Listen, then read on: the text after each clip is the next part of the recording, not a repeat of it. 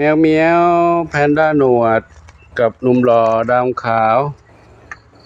กินข้าวแล้วพักผ่อนหย่อนใจตามอัธยาศัย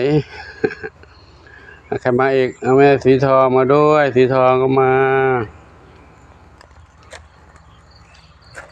จำจุลีอยู่ตรงนั้น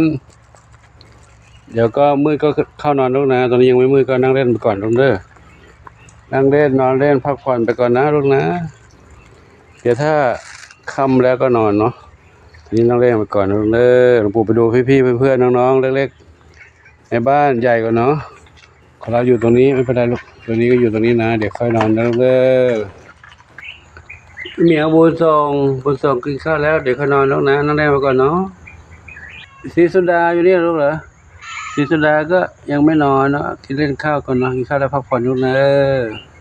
เข้ามาในบ้านเด็กๆทั้งหลายก็ เอามาเดินเล่นกันเจ๊นวรัตน์นอนบ้านนี้เหรอเจ๊นวรัตน์นอนบ้านหลังนี้ห้ามกวนเพื่อนห้ามกวนน้องลูกนะเอาเนื้อด้วยกันดีๆนะเอาเนื้อด้วยกันดีๆนะคะนะจ๊ะใครอยู่ตรงนี้ส้มขาวใหญ่สีแว่นดำสีลูกส้มขาวเล็กสีลูกสีแว่นดำน้องนี่ไก่ส้มอ่อนกับหนึ่งอนงทองอ่อนจินตลาใครถ้าจำจุลีทองเล็กแพนด้าดำขาวใหญ่ด้านนี้ใครอีกชอบปากกาอย่างนี้ชอบปากกา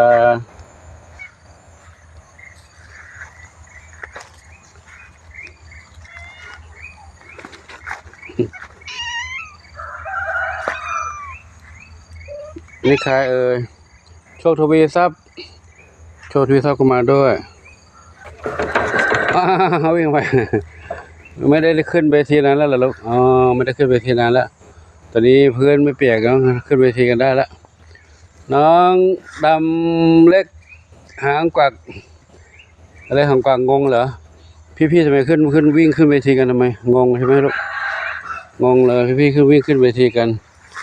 เขาอยากออกกล้องลูกอยากจะโชว์ไม่ได้ออกกล้องนานแล้วเนาะ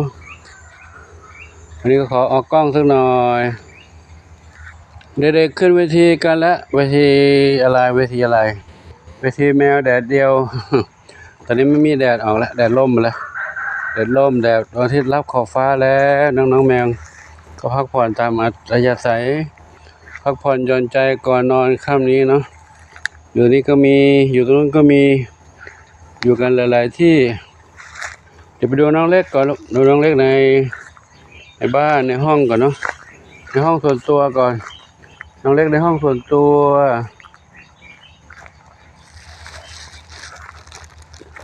จะปุยฝ้าย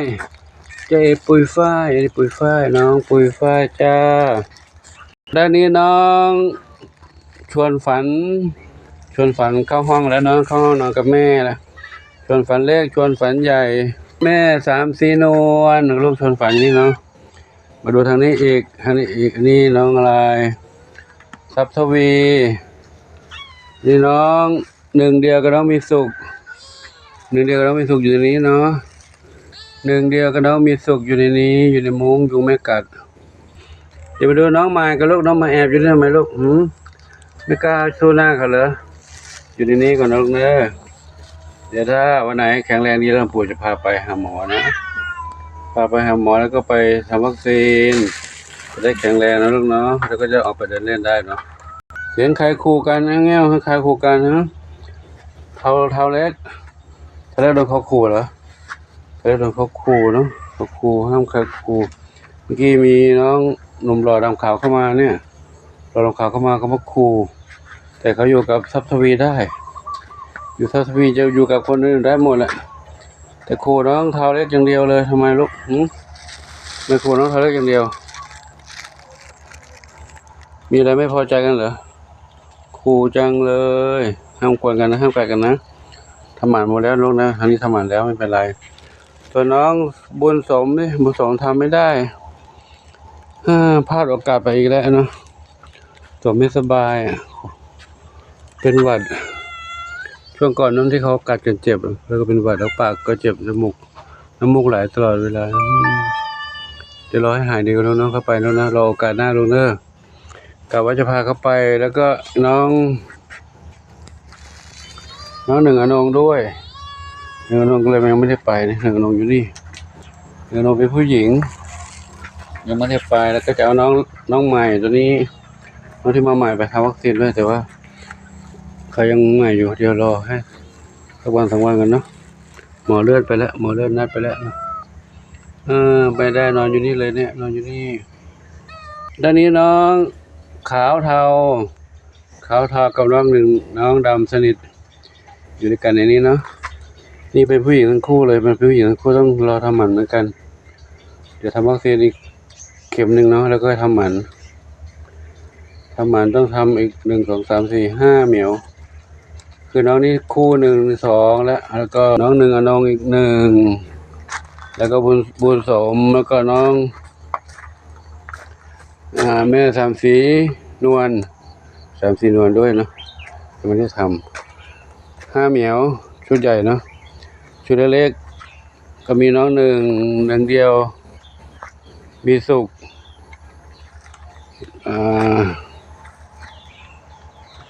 ชวนฝันเล็กชวนฝันใหญ่น้องดำหางกวักเล็กหางกวัก5แล้วน้องมาใหม่1เป็น6รวมไปแล้ว11เหมียวทำวัคซีนแล้วทำหมันเดี๋ยวรอโอกาสต่อไปเนาะนานๆก็ทำหมดแล้วอยู่ดีมีสุขกันแล้วเนาะ